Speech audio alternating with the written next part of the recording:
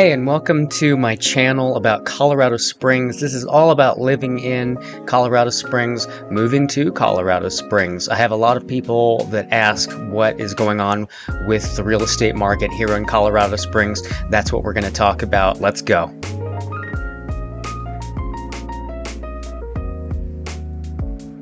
So what's going on with the Colorado Springs real estate market is that there is not a lot of inventory, and what is on the market is essentially flying off the shelves, with homes going under contract between 7 and 30 days. It's 30 days on average, 7 days on the median.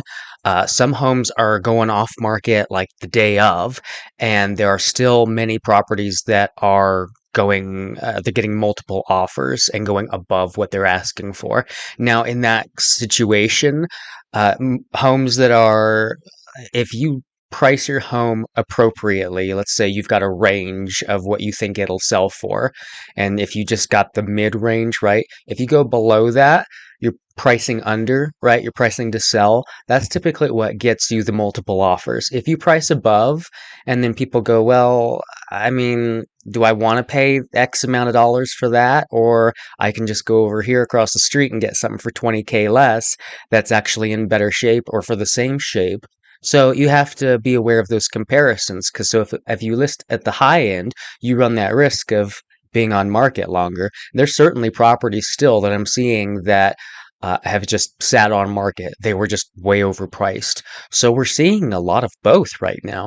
Last summer, around July of 2022, is when buyers started getting a little freaked out over the rising interest rates. And as we got into that new idea of 6 and 7%, and people just weren't having that. And they said, well, I'm going to wait until interest rates go back down. Maybe they'll go down to the fours next year. And so a lot of buyers kind of left the market or put things on hold. And so now fast forward to a year later, and those interest rates have not changed. We're still running, 6.5, 6.75, and we've got a Fed rate pause, or what did they say? Skip. Regardless, we're still expecting the Fed to come back and raise the basis points, and for rates to continue to go up in the near future. But in the meantime, buyers are understanding that these are the new interest rates. They're not going back down. And so a lot of more people came back into the market over the course of 2023 to start looking for homes to buy and start resuming that search. We're going to look at things like days on market, average showings per week, the inventory levels, the supply and demand, and then we'll look at, is now a good time to buy? Now, keep in mind that this is information specifically for the Colorado Springs real estate market. Nationally, you might hear, overall, we're doing this. Great, but that doesn't really apply in a hyper local market or in a city specific market. So in Colorado Springs, this is the information that I'm giving you so that you can see exactly what our market in particular is doing, pros and cons, and determine what you want to do with that information and if it's a good time to buy or sell for you.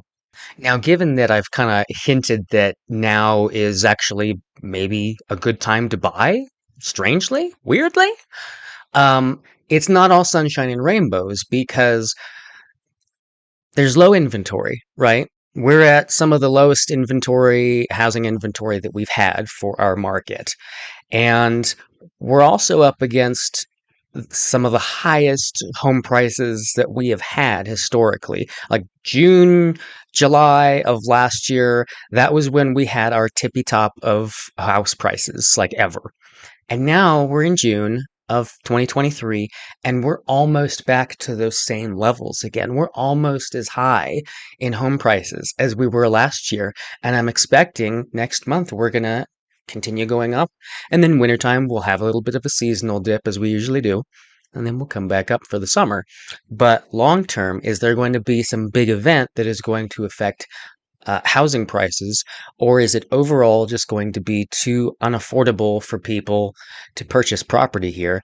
And my answer to that is I don't think it can become, I don't think this is going to necessarily drive the home prices back down just to look at it and say, wow, how can anybody afford this?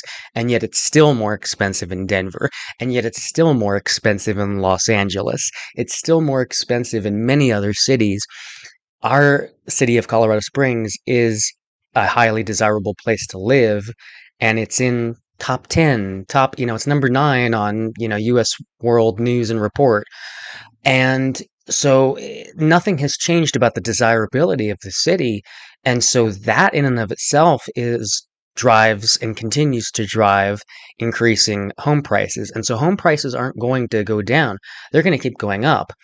And this is why I say now is actually a good time to buy if you're looking to stay here or have this property long term, because I only see it continuing to increase in value.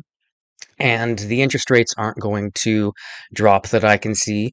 They're going to slowly rise, which is going to make it increasingly harder to afford housing. So if you don't get in on it now, you may not have the ability to do it in the future.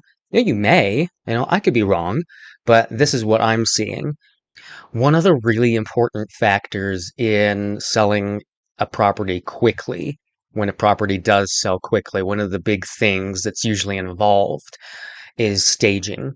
What's definitely involved is the presentation of that property, and staging is usually a big driver behind that. So, but that also includes professional cleaning, and just using the furniture that you have that's already there to enhance that aesthetic appeal. Sometimes that may include bringing in some third party furniture and renting it out for a little bit.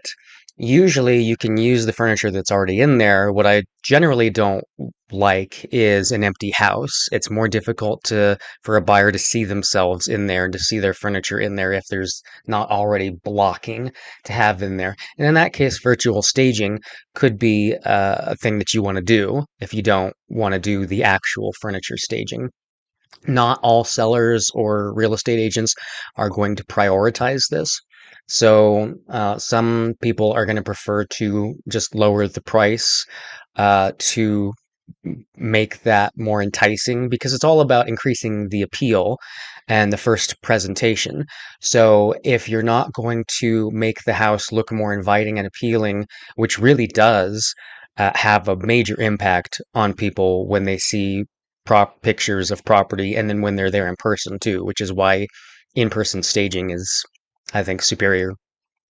But regardless of that, your property state, you want to have the presentation be mwah, because otherwise, the other thing that you can do, like I said, is lower the price, and that make that the enticement, make that be the appeal. Why is somebody going to choose your property over somebody else's? You have to have some appeal there. Even with low inventory, there are not as many buyers, and they are choosy about what they want. Now, yes, it's seller's market, so you can probably not do everything that optimally in order to appeal to the most buyers, but staging, cleaning, excellent photography, these are fairly simple things that will definitely boost your property's appeal and ultimate final sale value. And that goes into the next thing, which is listing your property at the appropriate price. And this is going to require a careful analysis of comparable homes in the area, in your neighborhood, and that takes into account their condition, whether they are well kept or run down, whether they need updating. An overpriced home can deter potential buyers, and underpricing may attract more foot traffic, and that could create a potential bidding war. For the month of May, 31.1% of homes in Colorado Springs had a price reduction. Now, that's not necessarily saying that all those homes were overpriced. Maybe some sellers just wanted to really push for, a quick sale and try to maximize their exposure. But thought that was interesting. There are 1,212 properties for sale in Colorado Springs right now, and 517 of those are under 500K, and that's 42.6% of all properties for sale are under 500K. And then there's 703 that are over 500K, and that's 58% of all active properties. So right now, for the month of June, we have had a total of 2,833 active listings, and that turns out to be 3.3 months worth of inventory. That's almost a balanced market between buyers and sellers. We would need a total of 4,292.4.